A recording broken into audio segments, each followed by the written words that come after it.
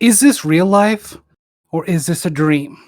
No, it's season 3, episode 54 of Brody Sports Talk. I'm your daydream believer, Derek, and I am joined by the fantasies themselves, Caleb and Sean. Brody's you doing okay? Doing great. I thought you were going to go a totally different direction. You subverted my expectations. I thought this was going to be, is this the real life or is this just, fantasy? Caught in a landslide, no escape from reality. That's exactly what I was going for, but then I switch it over to the monkeys and daydream believer. Today we are talking about fantasy and the upcoming week 1 of the NFL schedule. So today we are talking about what leagues the Brodies have joined. We'll also talk about the difference between a PPR league and a standard league. What Fantasy War is with Professor Caleb.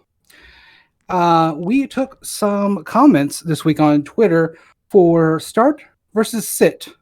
And if you have a question about whether you should start someone or sit someone, send that to Brody Talk at Brody Talk on Twitter, and we would be happy to look at your fantasy league. And then we will talk about our favorite matchup of the week that might go under the radar. So we start out with what leagues that we are in. So Sean, do you know how many leagues you're in? Do you know how many leagues you're going to win? What about you? I'm going to win all of them. No, I am in 4 different leagues. So I am in 3 different leagues with you fine fellows. What? I had no idea. I know. So we are all collectively in it's our regular league, our standard league. It's a half PPR, right? Yes, half okay. PPR. Yeah, half. It's 10 teams, 12 teams, 12 teams. 10. 10. Yeah. All right. So shows what I know. So we are all in a 10-team half PPR league.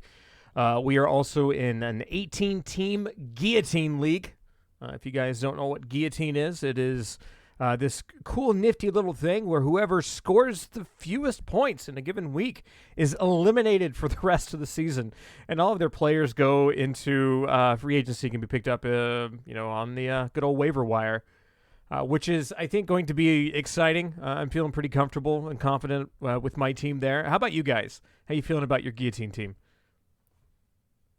I just do this for survive fun. in advance. Yeah, so I just need one more point. Then I don't have to outrun the bear. I just have to outrun you. Suppose that's fair.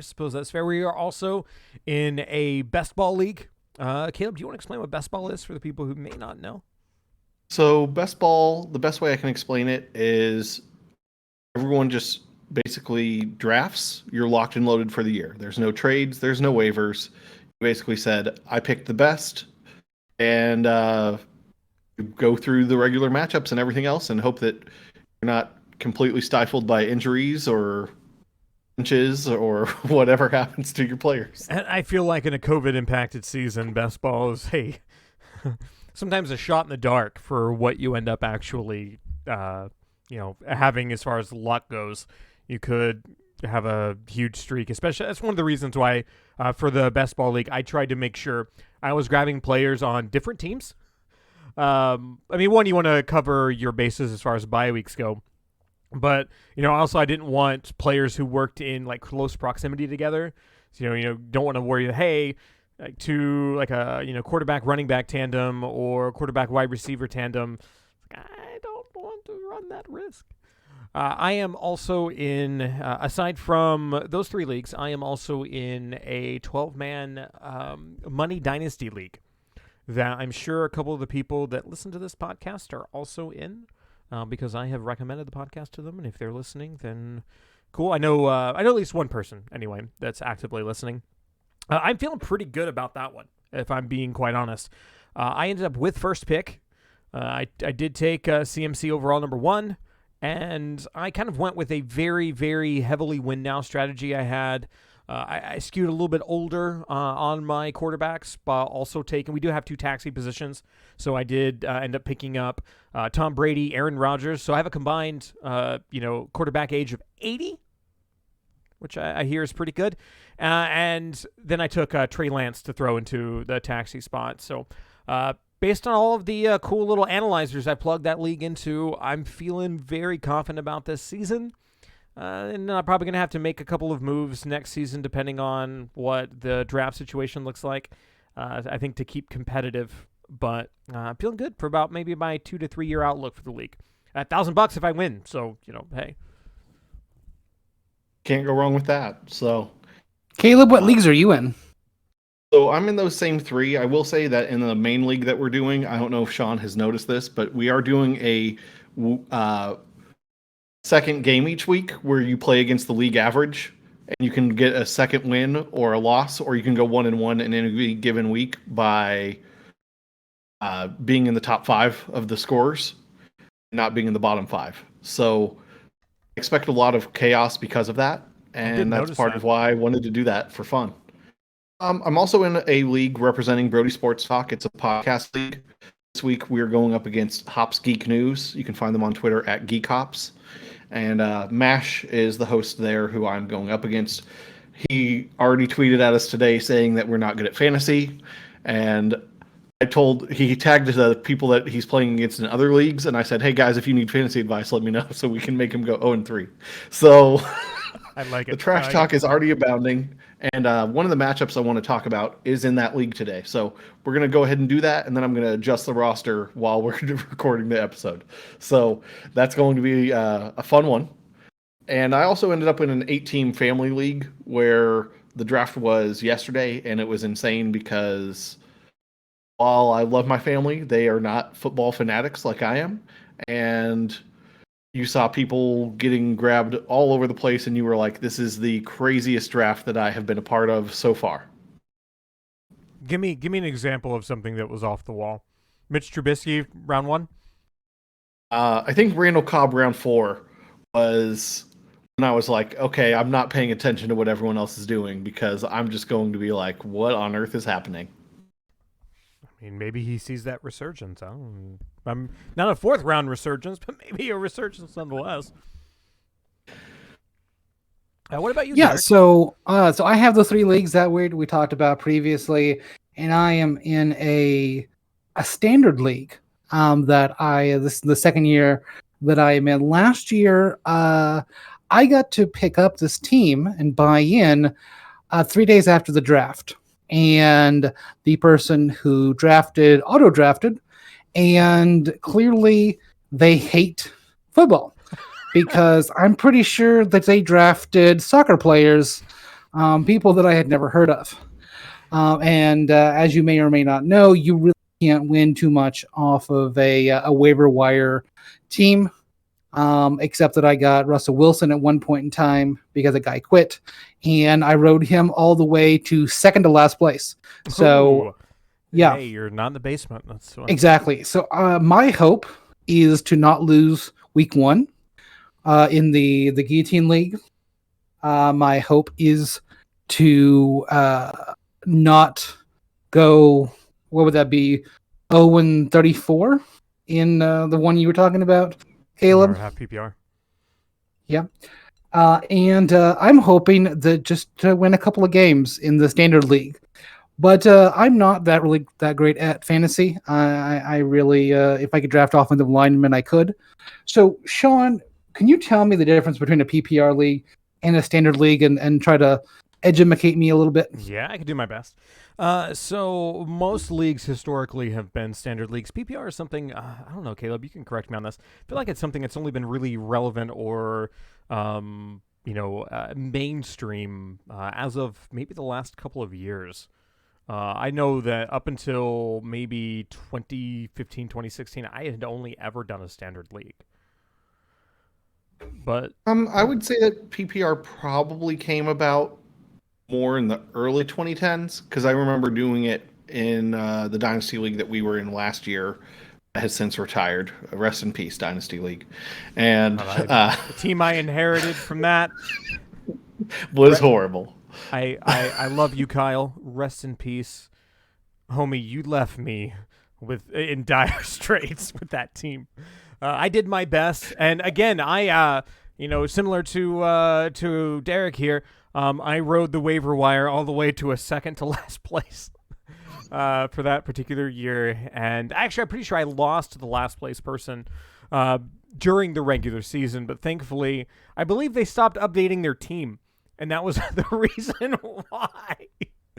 But anyway, I digress. So No. PPR is basically point per reception. So the idea here is that it awards or rewards players that are more actively involved in the in the actual offensive game plan, even though technically speaking they may not get a whole lot of yard production out of it.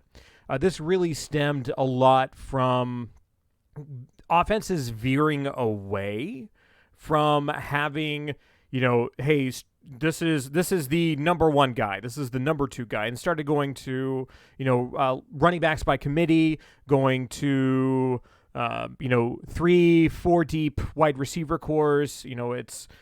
There was so much spread around that not having a league as PPR sometimes meant that the top players ran a pretty high premium, and it was a lot more difficult to win if you didn't get those premium guys and couldn't supplement your points with so PPR is basically 1 point per reception, so 1 bonus point per reception. Most leagues are standards like 1 point per every 10 rushing receiving yards, 6 points for a rushing receiving touchdown, and then quarterbacks get a point for 25 passing yards, 4 points for passing touchdowns. Of course, each league's going to have a different setup, but generally that has been kind of like the default standard.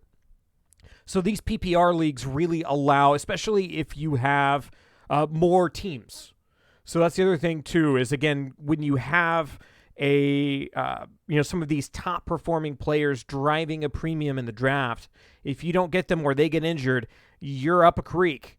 In a PPR league, you can get somebody who's maybe going to get 4 or 5 catches, even if those 4 or 5 catches are for 30 yards, because they're basically just catching these short slant routes. They're not really a deep guy. Then you're still getting points off of that. They're still actively contributing to the offense, but you're not screwed fantasy-wise because that's not a go-to guy. Anything, Caleb, you want to add to that? I think that in general, a lot of the arguments for PPR, that it does involve a lot more wide receivers. You see a lot more value in possession receivers, like a Julian Edelman type guy is far more valuable in a PPR league than he would have been in a standard league, because he just didn't get as many touchdowns and only get you those points for yards. Whereas if you get a point every time he gets that catch, yeah, he's the starter. And the downside, though, is sometimes you would get running backs like Duke Johnson that people would hyper value in the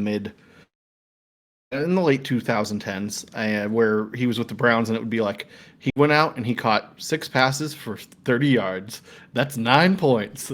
Put him in my team because I can. And it's clearly what he was doing was not the value that you were seeing on the field, and he was hyper overstuffed because of PPR. Yeah, and it's one of the reasons why Christian McCaffrey is an absolute beast in PPR leagues. Because he gets all of it. He gets everything. Absolutely. So after that lesson from Professor Sean, we put on our tweed jackets and we move over to Professor Caleb for an interesting concept, a fantasy war. Caleb, what is war?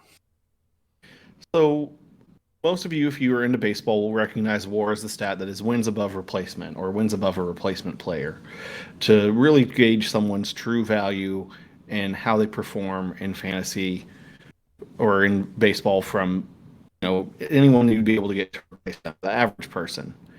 And I think that this comes in really handy when you're evaluating your league pre-draft, which is probably too late now, but put this in the memory banks, use it for next year. So if you're in a league that does 3 wide receivers instead of 2. All of a sudden, those starting tier 1 receivers are more valuable because the replacement player is wide receiver 31 or potentially wide receiver like 36 if you're going to call it a 10-team league with a flex. So your Devontae Adams and Stephon Diggs are inherently worth more in that draft than they are if only 2 wide receivers are required. It's all about knowing where you're at and how many teams are in the league. It's part of why when we did our Guillotine League draft a few weeks ago, maybe last week, it was pretty recent, I went ahead and took Travis Kelce with the 9th overall pick, even though I knew that he might not have been technically the value the board said, because the board isn't set up for an 18-team league draft.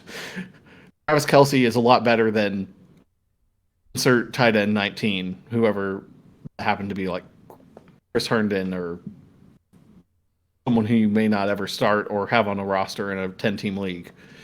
So knowing that you are drafting to basically give yourself the highest points possible and the highest potential points on a weekly basis is all about where Fantasy War comes into play. So it's knowing your scoring system, knowing your roster sizes, and taking advantage of everyone else. No, and I will say I did think that Kelce was a bit of a reach when I first saw it. I was like, wow.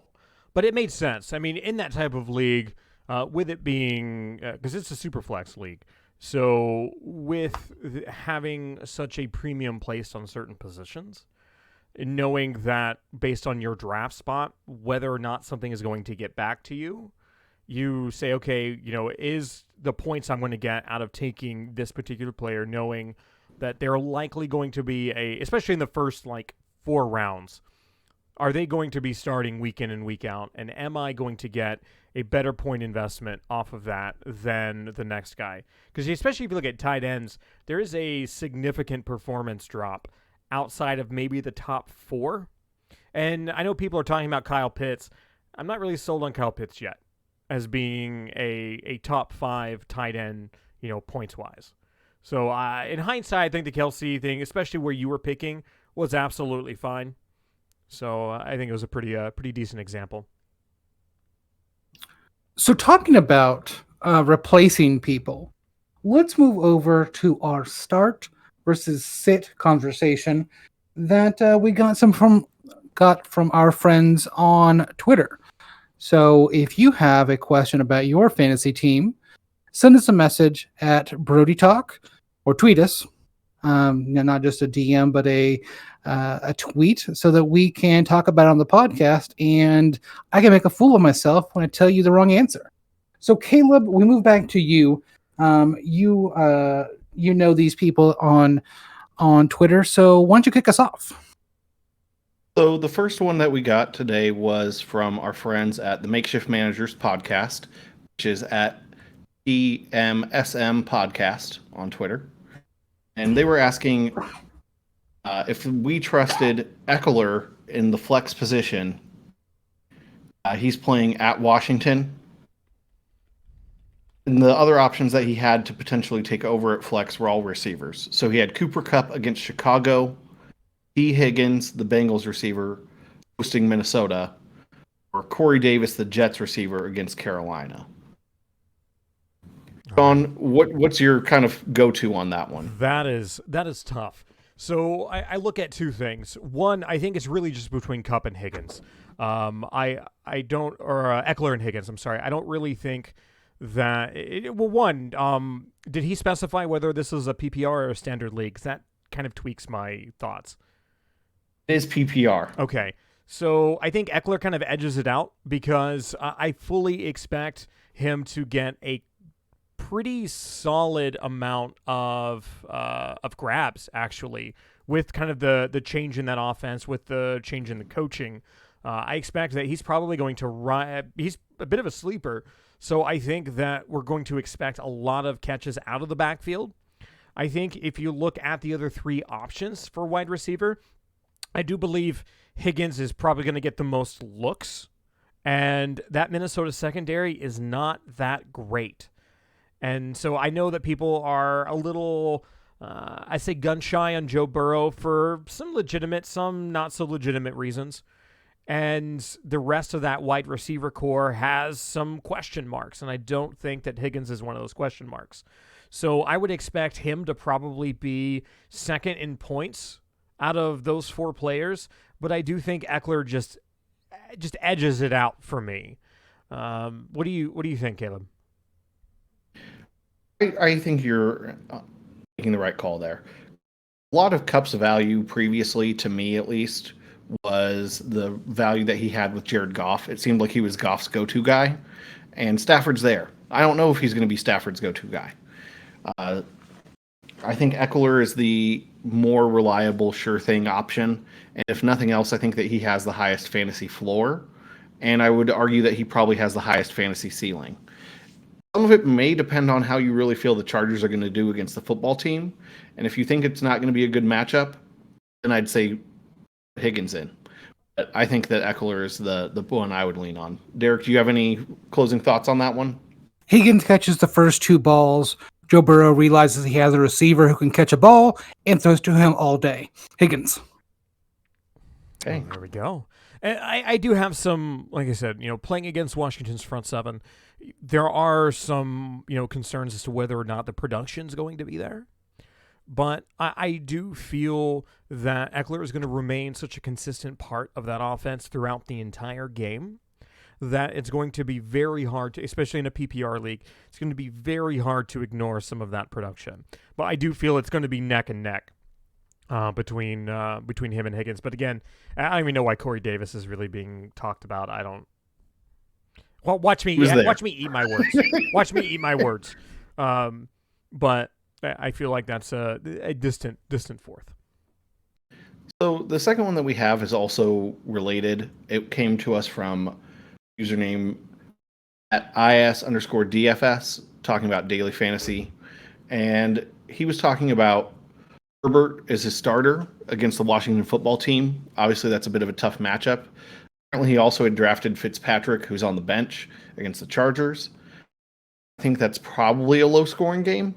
I think both of those defenses are better than their offenses that they're facing.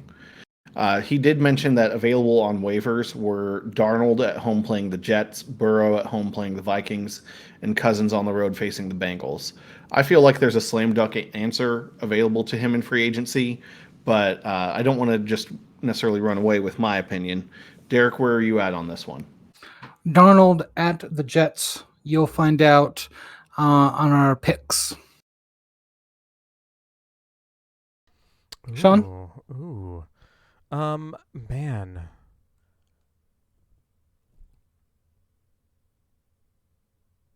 I feel confident in Herbert.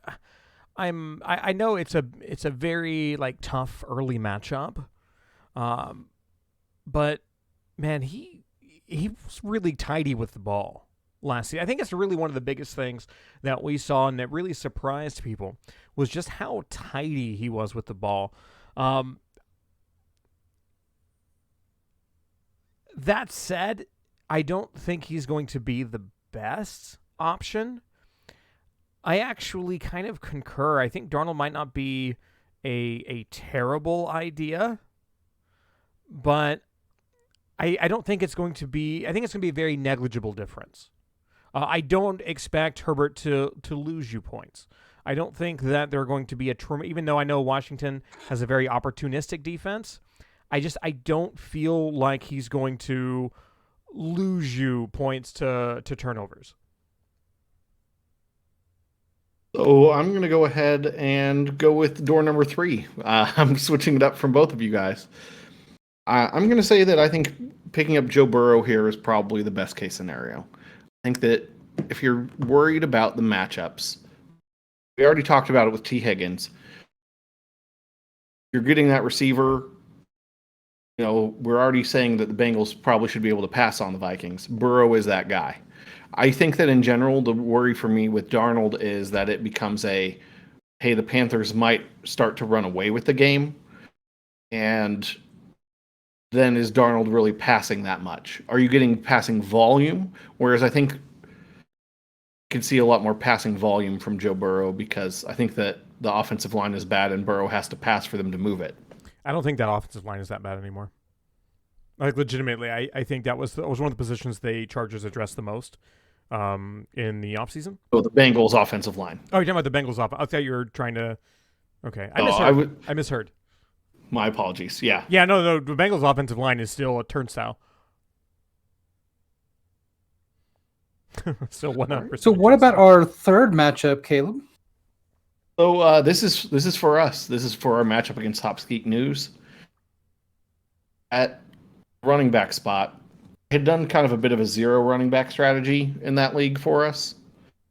And our options at second running back, because thankfully I drafted Gus Edwards. And Thank goodness. this was like 2 or 3 weeks ago, and so now he's significantly more valuable. Hindsight.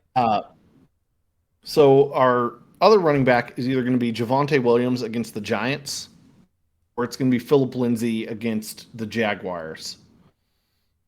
Feel like it's a bit of a negligible difference. Obviously, I think Lindsay is in the better matchup. I just don't know if he's going to get the better touches compared to Williams against the Giants.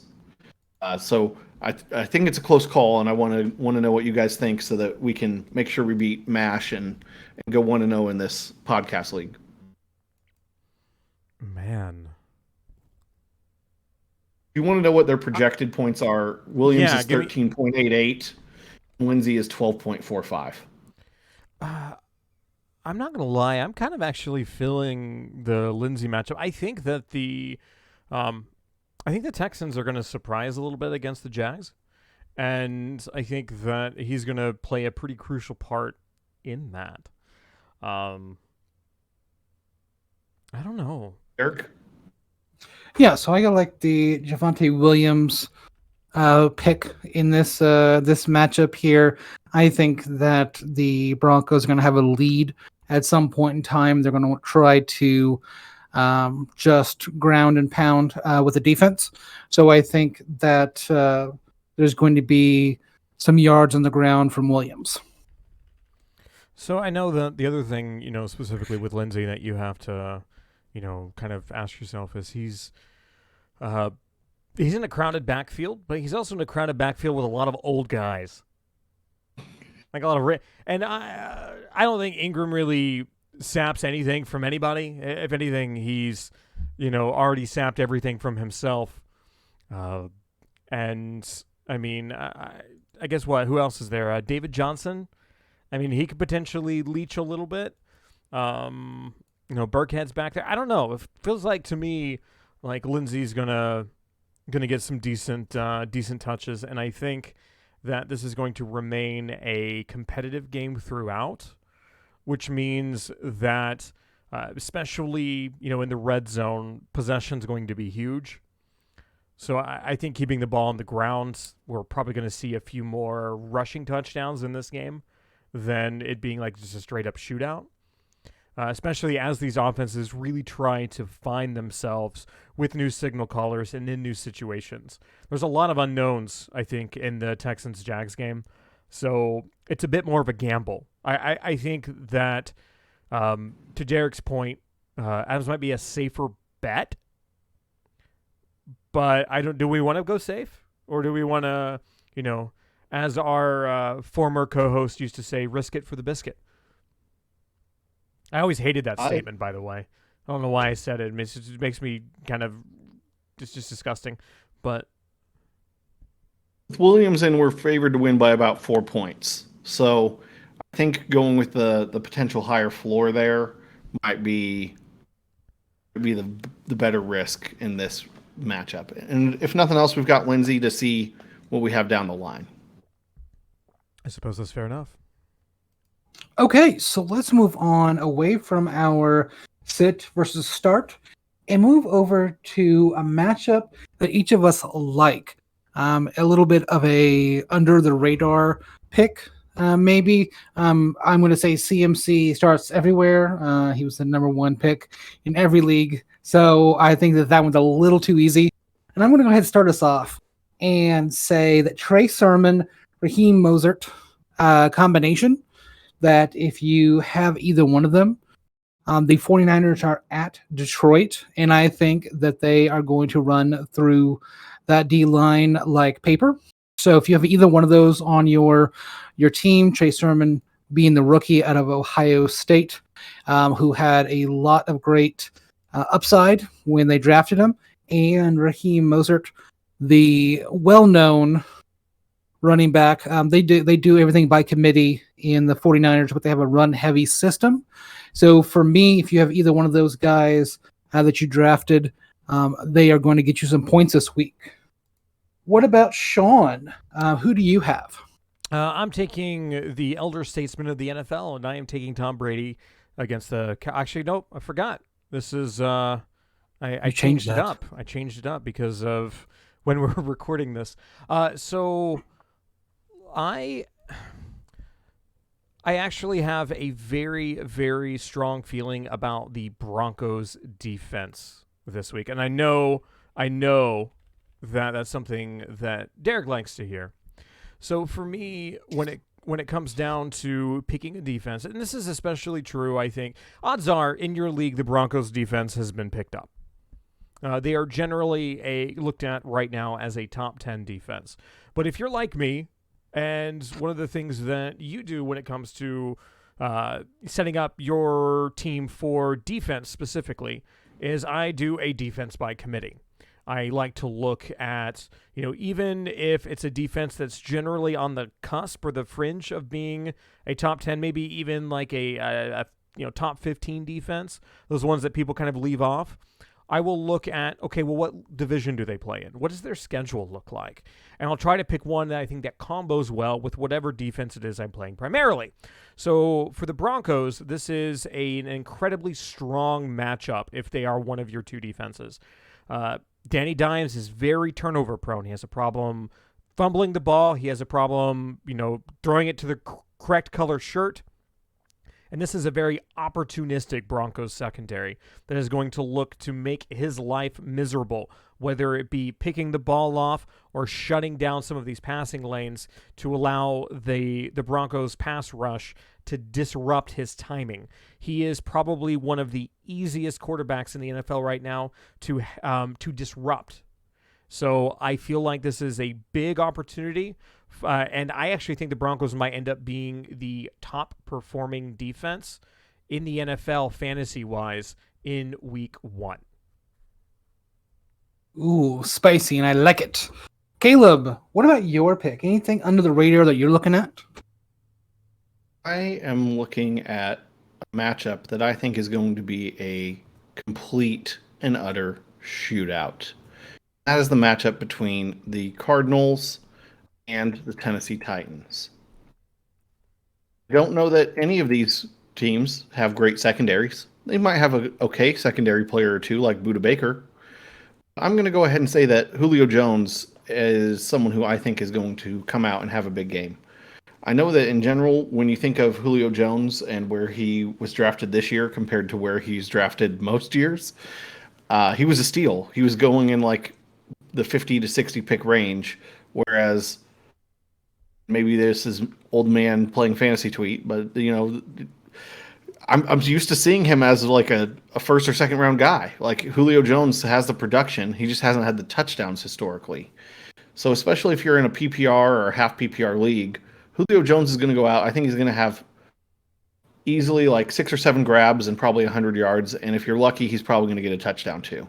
So I think Julio Jones is going to go out and have a nice, solid game to get his Tennessee career underway. Great pick. Contrary to everything that you've said about the Titans thus far throughout the offseason heading into the season. So just want to...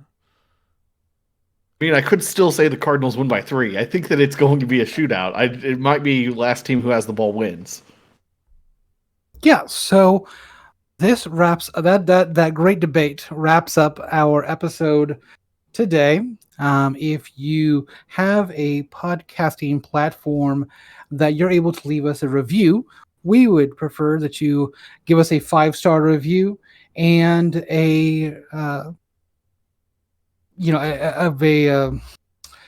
Sean, what am I trying to say? You wanted them to give us a 5-star review, an honest review. And if that podcast platform has the opportunity for them to subscribe to us so they don't miss a single dang episode, then by all means, choose that podcasting platform. And if yours doesn't, then find a new one or send angry emails. Angry emails always work, guaranteed, 100% of the time.